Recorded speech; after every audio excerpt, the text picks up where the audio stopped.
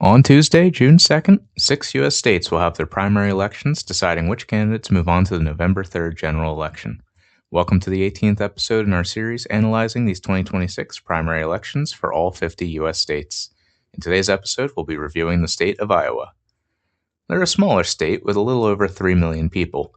Currently, their state is represented by all Republicans in Congress and their governor as well. Two of them are not seeking re-election, and Ashley Hinson in the 2nd District is running for the U.S. Senate in the Republican primary. The majority of us should hopefully understand by now why Republicans in charge of government is not in our collective best interests. Yet, Democrats for decades have also done a poor job during their times in office, which has contributed to this rise of fascism. States held by Republicans are currently working overtime to bring back a new Jim Crow era. Voter suppression and rigging elections is their last way to maintain power. If elections are still held, this is our last nonviolent option to change things in this country.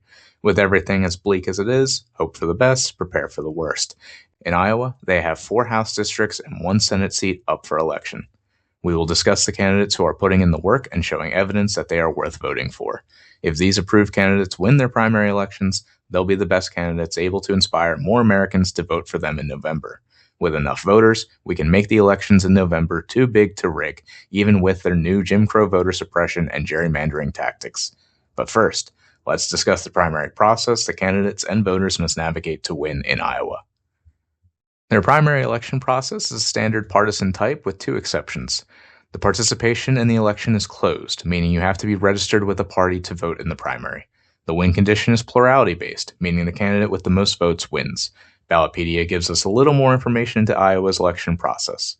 While it is a closed primary, Iowa law also allows for same-day registration, and you can change your party affiliation as well. The second thing to note is the win condition in Iowa. It's plurality-based, but for a candidate to win, they must earn at least 35% of the vote. Normally, if multiple candidates run and no candidate reaches the minimum requirement, the top 2 vote earners would move on to a runoff election. In Iowa, not the case. There will be no runoff election. If no candidate reaches the 35% minimum, the nominee is chosen at a party convention or through party committee. Undemocratic, but those are their rules at this time. To recap, your primary is on June 2nd, and you have until May 18th to register and/or change party affiliation. I would recommend to do it sooner than later, but Iowa does allow same-day voter registration. Voting is important. Elections still decide which candidates end up in positions of power that make life and death decisions. Our current Congress, the 119th, has been a spineless and complicit group of failures. Not all of them, but the overwhelming majority of them in both parties. If any political party or movement wants to get voters out on election day, there have to be candidates worth electing. There are candidates running that will make the time to register and vote worth the effort. When candidates are campaigning, just saying you are not Donald Trump or not a Republican is not a campaign message. Millions of Americans, myself included, are tired of this political non-answer. Saying vague platitudes and cliches as so often said by spineless and corrupt Democrats is also unacceptable. Vague statements like, I support healthcare, but then have no other supporting details. Well, that's great, but what does that mean? Do they support fixing the system by implementing Medicare for all? Or is their support only for the for-profit corporate healthcare structure that harms millions of people every day? When I look for candidates to spotlight, these are the policies I look for on their campaign web pages. If a candidate doesn't have a policy page or a social media presence, that's the first and final red flag, and I move on to the next candidate to research. On the other hand, any candidate who has a decent policy page and has been endorsed by any one of the 10 groups listed will be considered for approval. The only exception is when there are several decent progressive candidates running in the same race that have also happened to have been endorsed by different groups that I trust. Then it becomes a comparison of who has a better policy page, better financing through small dollar donors, and who is providing evidence of being out and engaging with their local communities. Putting in the actual work of meeting your constituents and earning their votes is how grassroots progressive campaigns will win against the corrupt money interests that have poisoned our elections for decades. But those campaigns still need resources, and any additional visibility will help their message reach more potential voters. In Iowa, there was almost an approved candidate for every congressional race. We'll go through each district, spotlight the approved candidate. A link to their campaign website will also be listed in the video description. Here are the candidates I hope the majority of Iowa voters will vote for on June 2nd. Travis Terrell is running against one other candidate for Iowa's 1st District. While both have reasonable policy pages, I found Travis's to be better. He lists more policies in clearer language that align with what I had listed earlier, and is endorsed by Citizens Impeachment and Track APAC. Travis's primary opponent is the candidate who ran last time in 2024 and only lost by 800 votes. If Christina's policy page was better, I would argue for voters to give her another chance. But since there is a better candidate, I would hope the primary voters support Travis Terrell for the 1st District. If either candidate can easily flip this seat, then voters should send the best candidate forward to win in the general election. In the 2nd District, there are 3 candidates running in the Democratic primary for this open seat. The Republican incumbent is running for U.S. Senate. The best Democratic candidate of these 3 is Catherine Dolter. She doesn't have the best policy page when compared to others I've seen so far this year, but better than the other 2 candidates running. I hope Iowan primary voters agree because this district, like the 1st, could be flipped easily with an inspiring candidate. In 2024, the Democratic candidate lost by a large margin, 16 points or a difference of 64,000 votes. But this district doesn't always vote that way. In 2020, the Democrat Rita Hart lost by only 6 votes. 703 votes went to other candidates. Now, many vote blue no matter who folk might be very angry at those 703 voters. But that is not where your anger belongs. The correct question is what actions or inactions did Rita Hart's campaign make that failed to earn the votes of more people to win? That's it. That's where the focus belongs. But the Democratic Party isn't committed to winning or good governance. Not until they ban super PAC money and other large money contributions influencing the decisions of lawmakers. They won't do it themselves, so we have to replace them in elections. Regardless of the outcome of this district's primary, there is an even better candidate voters in the 2nd District should be aware of who they can vote for in the general election. That is independent candidate Dave Bushaw. His platform meets the requirements, and he clearly states his intentions to improve lives for everyone, not to serve the same ruling class oligarchs that have corrupted both parties. With an independent running in this district, there is a risk that must be addressed. Having a competitive 3rd option running could split the vote, allowing the fascist candidate to win power. When comparing Dave with the other 3 Democratic options, Dave is the best candidate to win in November. We'll see how things happen between now and then. Who ends up winning the Democratic primary is a big question. And then it'll be interesting to see if there's any polling for this race. If either candidate, the Democrat or independent, if one is clearly doing worse with voters than the other, that candidate should drop out and endorse the other. We are fighting fascism and cannot be fixated on party identity. If Dave is polling less, then yes, he should drop out and endorse the Dem nominee. Likewise, if Dave is ahead in polling, and I think his platform and work history will make that likely, I hope the Dem nominee drops out and endorses Dave Bushaw. To any vote blue no matter who types out there upset by this, don't be. We need to win and improve lives for all people in this country. No seat is owned by any party. Also, we have precedent for this scenario happening in Nebraska. They held their primary on May 12th, and Cindy Burbank won the primary, defeating the Republican plant. She will be dropping out of the U.S. Senate race to support the independent and secular lefty-approved candidate, Dan Osborne. In most races, yes, we as voters will need to support a Democrat. But we must never allow loyalty to a political party to deny us better representation when it's available. Moving on to the 3rd District. Here, there is only disappointment. The options are limited to 3 people. The Republican incumbent is unopposed and will be on the general election ballot. There are no independents or third-party options, leaving us only with the 2 options in the Democratic primary. Now, I say 2 options, but only one of them will actually be on the ballot, and this is what disappoints me.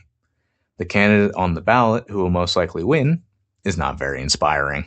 Their policy page does not list any of the policies I listed earlier, which is a shame because, again, this district could be flipped.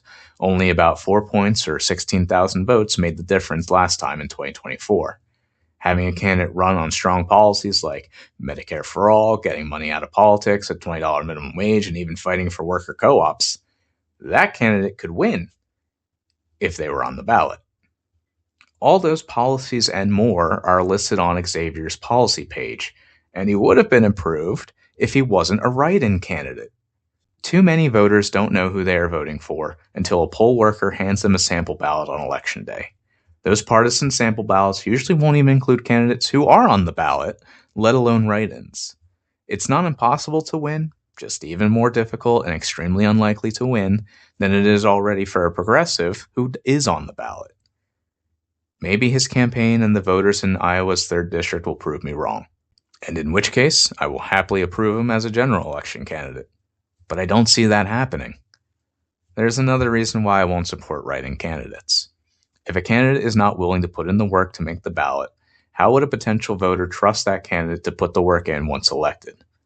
To be fair, I don't know all the details of his write-in candidacy, if it was a choice from the start of his campaign, or if he did try to get on the ballot and just didn't meet the requirements. Regardless, I still believe if you want to win, you need to be on the ballot. Write-ins will not win, and their candidacy is a waste of their time and yours. So normally, I wouldn't have even given him this much time. I would have just said 2 Nicks for running in this district and moved on. But Xavier's policy page was good enough to earn this mention. Maybe in 2028 he runs again and makes it on the ballot. In the 4th District, there are 2 approved options to discuss out of the 3 candidates running, which immediately should concern everyone who wants a progressive to win this race, as the math does not support that. The first candidate is Ashley WolfTornabane, who is endorsed by Citizens Impeachment, and the second is Stephanie Steiner, who at the current moment isn't backed by any of the trusted groups. However, both candidates had policy pages meeting the approval requirements relatively equally, and so I decided to approve them both. As long as either one of them is the candidate going into the general election, they will have a campaign with the best chance of winning. It won't be easy for whoever wins this primary. In 2024, the Republican won by 25 points. But in addition to their current unpopularity, the incumbent is also not running for re-election, which will help make it easier to flip. But it only will flip if the Democratic candidate runs clearly on progressive policies and fighting to improve everyone's life. For more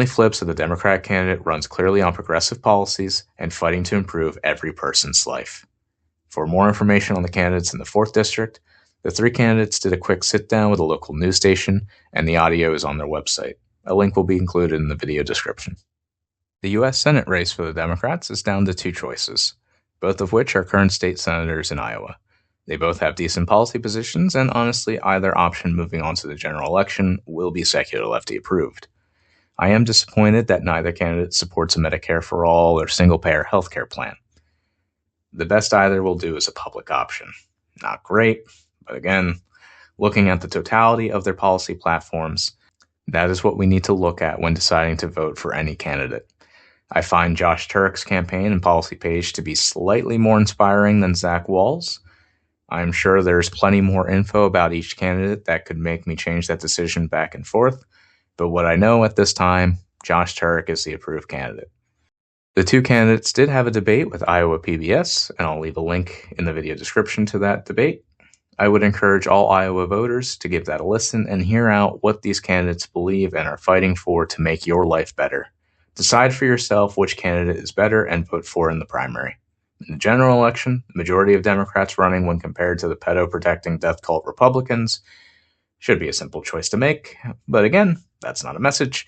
If candidates want to guarantee they win their elections, they need to run on bold, progressive policies. To win the U.S. Senate seat, the Democratic candidate will need to earn far more votes than they have been able to in recent years. In 2022, the incumbent Chuck Grassley, at the young age of 88, won re-election by 12 points, 150,000 votes. In 2020, the gap wasn't as large. The Democrat lost by only about 100,000 votes, about 6.5% of the vote. I decided Josh Turek will be the secular lefty approved candidate, but again, whoever the nominee becomes, I just hope they improve their campaign messaging to include better policies, like Medicare for all, abolishing ICE, and committing to convict Trump once the House impeaches him. And there you have it, folks. The secular lefty approved candidates for the state of Iowa. If more voters participate in this primary than we have seen in the past, then hopefully the best candidates will advance onto the general election. For those just waiting for the general election, that's not an option. If you complain that all the candidates in both parties are corrupt and nothing will change, you are part of the problem. By abdicating your right to vote, you allow the Epstein class and billionaire oligarchs to continue purchasing legislators and continue their crimes with no consequences. On June 2nd, vote for these Democratic primary candidates and let's get more public servants into Congress. Before June 2nd, there are several states with their primary elections happening soon. On Saturday, May 16th, Louisiana voters will make their choices for almost all the races on their ballot. Recently, the governor of Louisiana, Jeff Jim Crow Landry, canceled the primary for the congressional House candidates so they can do some last-minute gerrymandering.